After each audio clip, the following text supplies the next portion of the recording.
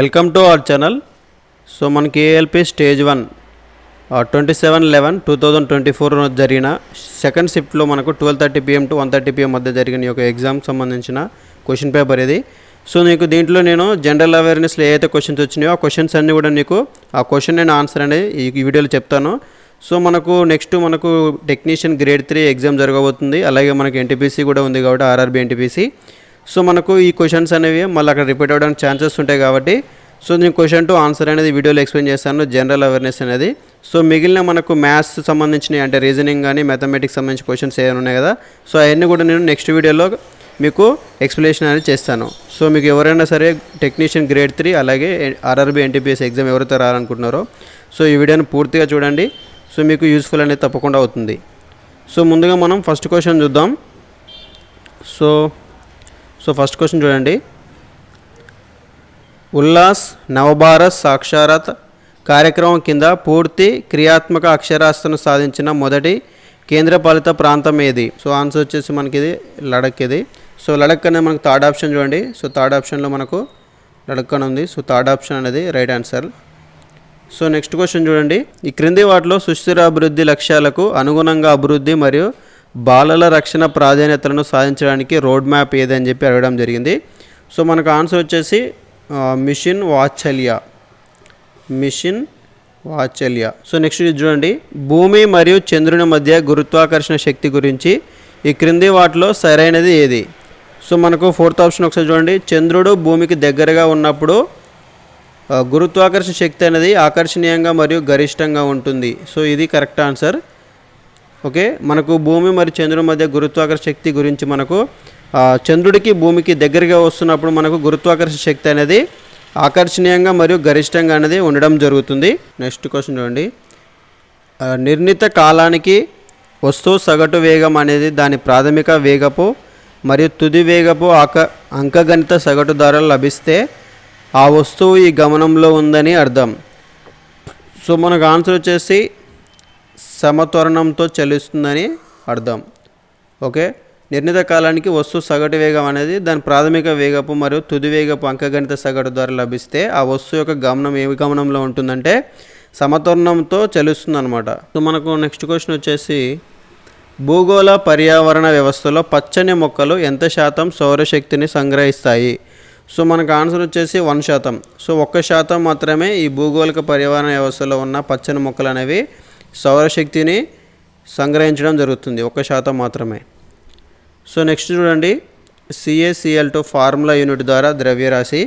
So దీని యొక్క answer వచ్చేసి 111U. సో దీనికి సంబంధించిన ప్రాబ్లం అనేది ఎక్స్ప్లెనేషన్ అనేది నెక్స్ట్ వీడియోలో మీకు చేస్తాను. సో ఇక్కడ ఆన్సర్ మాత్రం చెప్తున్నా. సో నెక్స్ట్ చూడండి.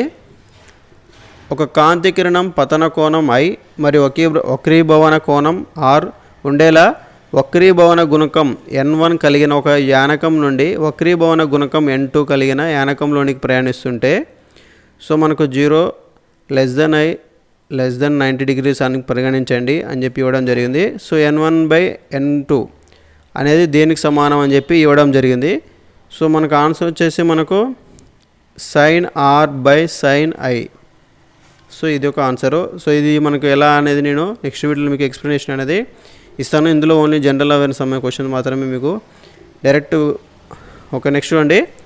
2024లో investor information and analytics platform అభివృద్ధికి ఏ సంస్థ బాధ్యత వహిస్తుంది అంటే మనకు ఐఐటి మద్రాస్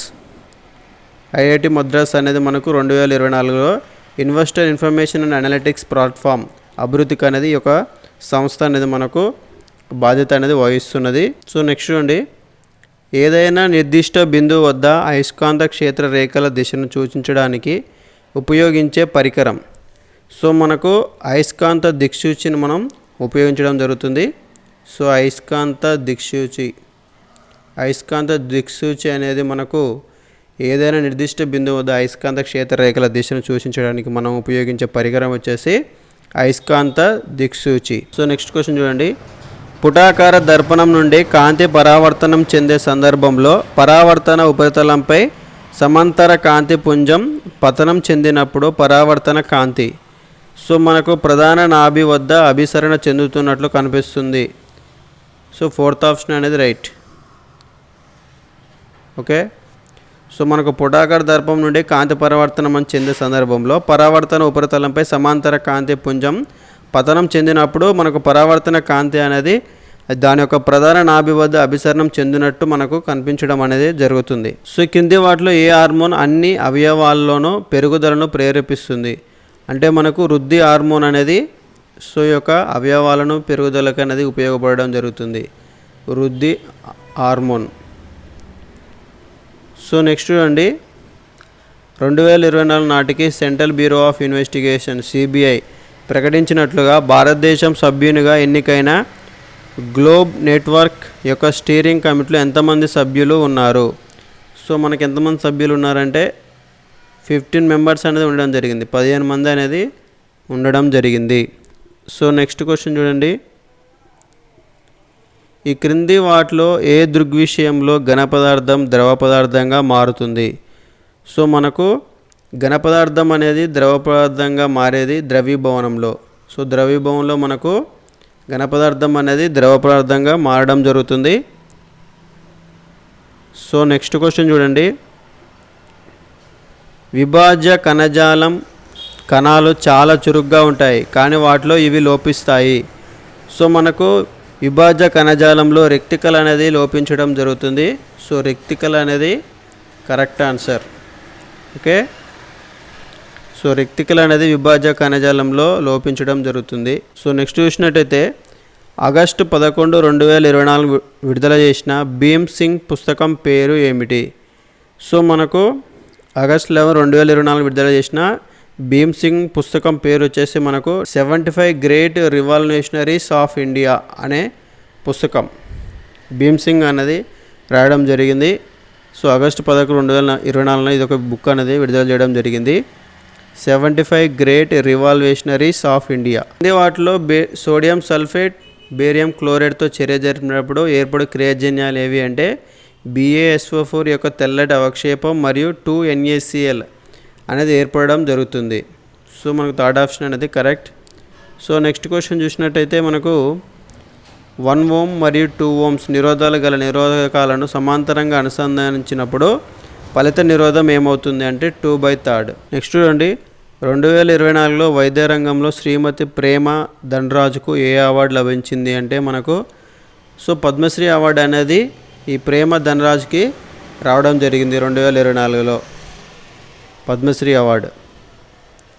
సో నెక్స్ట్ చూసినట్టయితే మనకు భారత వైమానిక దళం IAF బృందం మలేషియాలో డాష్ సైనిక విన్యాసంలో పాల్గొన్న తర్వాత 10 ఆగస్టు 2024లో భారతదేశానికి తిరిగి వచ్చింది అంటే ఉదర శక్తి.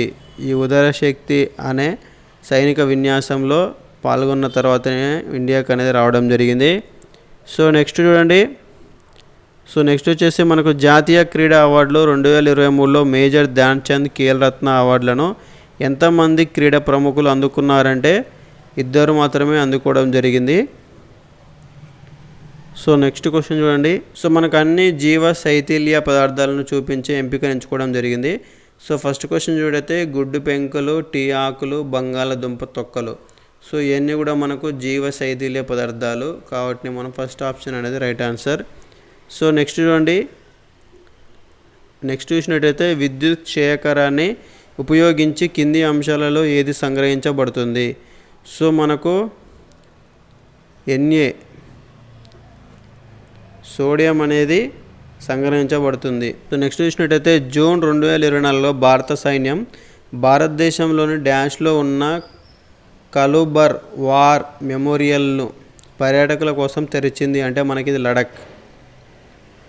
ఈ యొక్క కల్బర్ వార్ మెమోరియల్ అనే పర్యాటకం అనేది లడఖ్లో ఉండడం జరిగింది.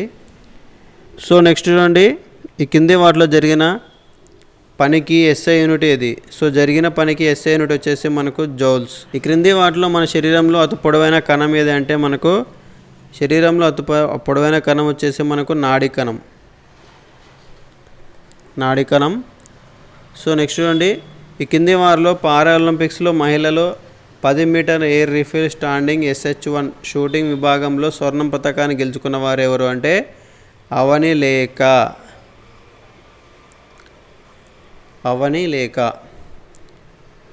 సో నెక్స్ట్ క్వశ్చన్ చూడండి. కార్బన్ యొక్క ఇతర పరమాణువులతో బంధాలను ఏర్పరచుకునే ప్రత్యేక సామర్థ్యాన్ని కార్బన్ కలిగి ఉంది. ఈ లక్షణాన్ని డాష్ అంటారు అంటే మనకు కార్టినేషన్ అని చెప్పి అనడం జరుగుతుంది. శృంఖలతత్వం లేదా కార్టినేషన్ అనేది అనడం జరుగుతుంది. సో నెక్స్ట్ చూడండి. సో నెక్స్ట్ క్వశ్చన్ వచ్చేసి మనకు ఒక జీవిలో పూర్తిగా ఏర్పడిన అవయవాల నుండి కొత్త వాటిని ఉత్పత్తి చేసే సామర్థ్యాన్ని ఇలా పిలుస్తారంటే పునరుత్పత్తి. సో పునరుత్పత్తి అని పిలవడం జరుగుతుంది. సో నెక్స్ట్ చూడండి. సో నెక్స్ట్ వచ్చేసి మన కింది వాటిలో సోడా యాసిడ్ అగ్నిమాపక యంత్రాలలో ఏ సమ్మేళనం ఉపయోగించబడుతుంది? సోడియం బైకార్బోనేట్ అనేది ఉపయోగించబడుతుంది. సో మనకు సోడా యాసిడ్ అగ్నిమాపక యంత్రాలలో మనం సోడియం బైకార్బోనేట్ అనే సమ్మేళనాన్ని ఉపయోగిస్తాం. సో ఇదండి మనకు ఏఎల్పి స్టేజ్ 1 27/11 రోజు మనకు సెకండ్ షిఫ్ట్లో వచ్చిన క్వశ్చన్స్. సో ఈ వీడియో మీకు నచ్చినట్టే తప్పకుండా లైక్ చేయండి, అలాగే మన ఛానల్ సబ్స్క్రైబ్ చేసుకోండి. సో నేను నెక్స్ట్ వీడియోలో నేను మ్యాథ్స్ సంబంధించిన ప్రాబ్లమ్స్ మీద సొల్యూషన్ చేస్తూ, అలాగే physics problems, chemistry problems solution అనే వీడియోస్ అనేది పెడతాను. సో తప్పకుండా మన ఛానల్ సబ్స్క్రైబ్ చేసుకోండి, అలాగే మనకు బెల్ ఐకాన్ కూడా మీరు క్లిక్ చేసుకోండి. నేను వీడియో పెట్టిన వెంటనే మీకు నోటిఫికేషన్ అనేది రావడం జరుగుతుంది.